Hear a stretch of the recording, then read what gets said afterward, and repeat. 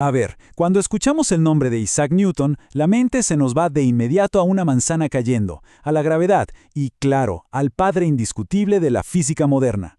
Pero en el análisis de hoy vamos a levantar esa cortina de genialidad puramente racional. Lo que encontraremos es una vida secreta, radical y fascinante, una realidad que pone de cabeza absolutamente todo lo que nos han enseñado sobre su mente. Y esto nos lanza directo al gran misterio. ¿Es posible que este gigante de la ciencia moderna fuera en secreto un hereje y un apasionado alquimista? Es un enigma histórico tremendo. Nos hace preguntarnos cómo la figura máxima de la revolución científica, el estandarte mismo de la razón, podía esconder a puerta cerrada creencias tan místicas y prohibidas. Para entender por qué esto era un secreto tan grande, tenemos que dimensionar el inmenso peligro real que corría.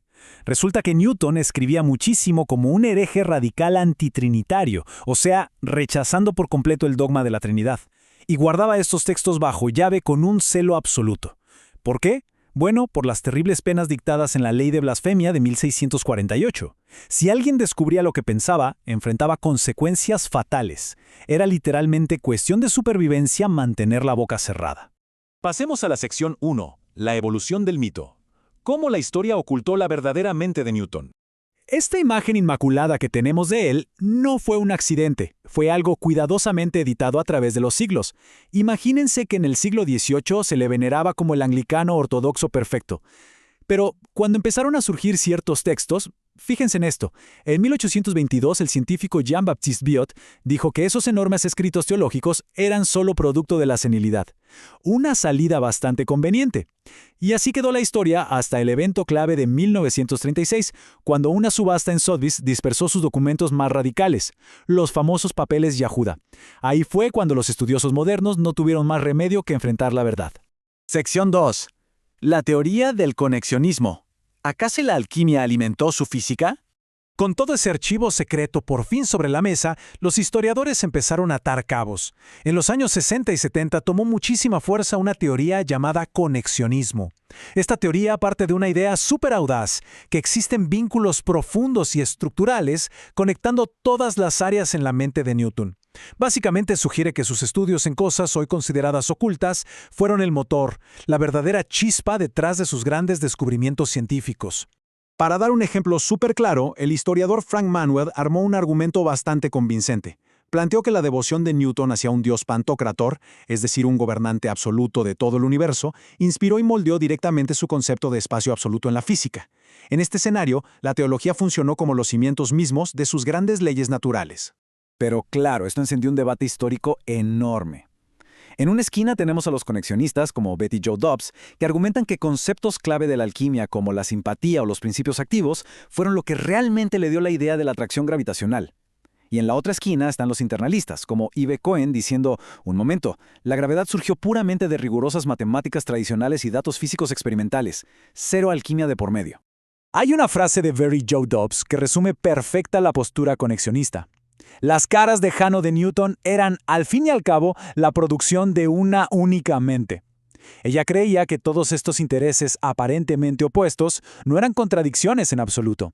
Eran simplemente el trabajo de un mismo intelecto buscando sin parar una sola y gran verdad, garantizada por la unidad de Dios. Lo que nos lleva a la sección 3. Alquimia, gravedad y teología.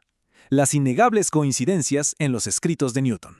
Y la verdad es que, aunque hay que tomar el conexionismo estricto con pinzas, el debate no sale de la nada. Basta con leer las propias palabras de Newton en su famosa obra La óptica. Ahí escribió que, mediante su método, no solo la filosofía natural se perfeccionará, sino que también la filosofía moral ensanchará sus fronteras.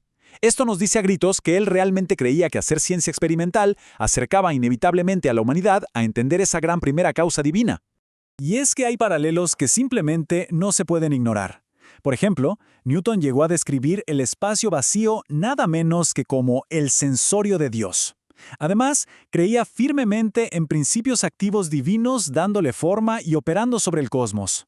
Otro dato curiosísimo, separaba siempre el conocimiento entre una élite y el vulgo, y esto lo aplicaba igual para interpretar la Biblia que para entender la física matemática.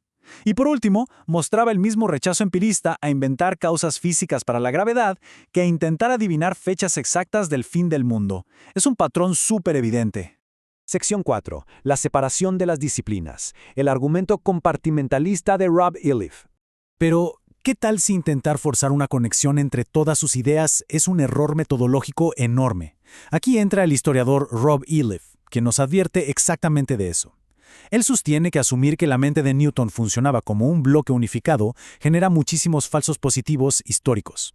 Su argumento es que Newton estaba plenamente consciente de los géneros en los que trabajaba y compartimentaba radicalmente su obra para no mezclar peras con manzanas. Básicamente, Newton sabía qué sombrero ponerse para cada ocasión. Si estaba escribiendo sobre teología o profecías, usaba el trivio que se enfoca en la argumentación retórica y judicial persuasiva. Pero, en el momento de hacer física, cambiaba el chip por completo al cuadrivio, apoyándose única y exclusivamente en pruebas matemáticas y de certeza absoluta. Y un detalle clave es que el propio Newton reconocía esta separación metódica. De hecho, criticaba duramente a quienes exigían pruebas matemáticas exactas para justificar la fe religiosa. Esto demuestra que estaba increíblemente consciente de cuándo debía usar un marco de pensamiento y cuándo debía cambiar a otro totalmente distinto. Vamos a verlo paso a paso. Newton adaptaba su lenguaje y su enfoque como un verdadero camaleón. Primero, para interpretar las profecías bíblicas usaba las tácticas clásicas de la persuasión retórica. Segundo, al meterse en el laboratorio, escribía usando todo el vocabulario arcano y supertradicional de los alquimistas. Y tercero, para formular las leyes que rigen el cosmos, desplegaba la matemática abstracta más rigurosa e infalible. Literalmente jugaba con las reglas de cada uno de esos mundos. Y así llegamos a la conclusión compartimentalista. Toda esta evidencia apunta a que Newton jamás usó un único método científico mágico para absolutamente todo. Más bien era un genio que logró dominar diferentes tradiciones discursivas sin que se le cruzaran los cables. Su voz como autor, su yo narrativo, cambiaba para encajar perfecto en el género que estaba trabajando ese día. Así que para entender realmente su gigantesco legado, debemos respetar esas fuertes fronteras que él mismo decidió imponerse. Para cerrar esta exploración, les dejamos una idea para reflexionar. ¿Será posible que la verdadera medida de la genialidad de Newton no estuviera en tener una mente súper conectada y sencilla, sino más bien en todo lo contrario?